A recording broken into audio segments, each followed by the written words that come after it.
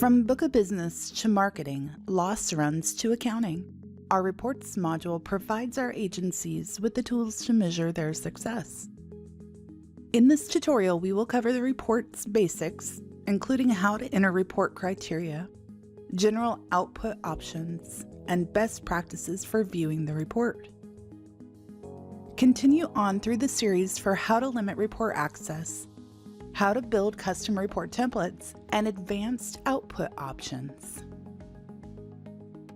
We are in Easy Apps Professional for this example, and we'll click on Reports to see the current list of reports available. Select the report you wish to run, then click Do It, or simply double-click the report you wish to run. From the Report Qualifiers screen, you will enter the criteria for the report you wish to see.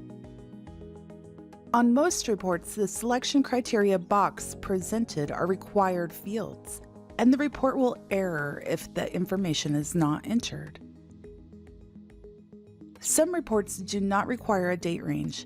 In this case, you will see the date fields are grayed out to not allow entry. Reports that require a date range may be programmed for any applicable dates. For instance, the Customer by Expiration Date report is designed to show you policies soon expiring and is programmed by expiration date, so you would naturally enter future dates to receive applicable data. Your report format options are in the top corner of the Report Qualifiers window.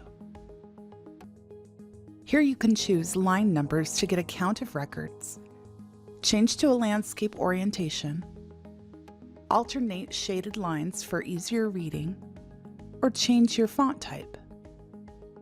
Click OK to choose your output options for this report, which we will review deeper in the mailing labels and creating a CSV file tutorials. For now, we will remain on the default setting of report and click OK. Next, you will choose whether to print or preview. I would encourage you to preview the report to be sure the results are what you expect prior to printing. For instance, the report currently in view is too small to read. I can increase the zoom on screen, but if I wish to print, I may prefer to change my format options to make it easier to read. I rerun my report, checking the landscape box, and when presented with a choice of number of lines per record, which is only shown when the report overflows the field and shrinks the font, I will change from 1 to 2 and again preview to make sure my formatting is proper prior to printing. Access the printer options by clicking the printer icon, which will select your default printer.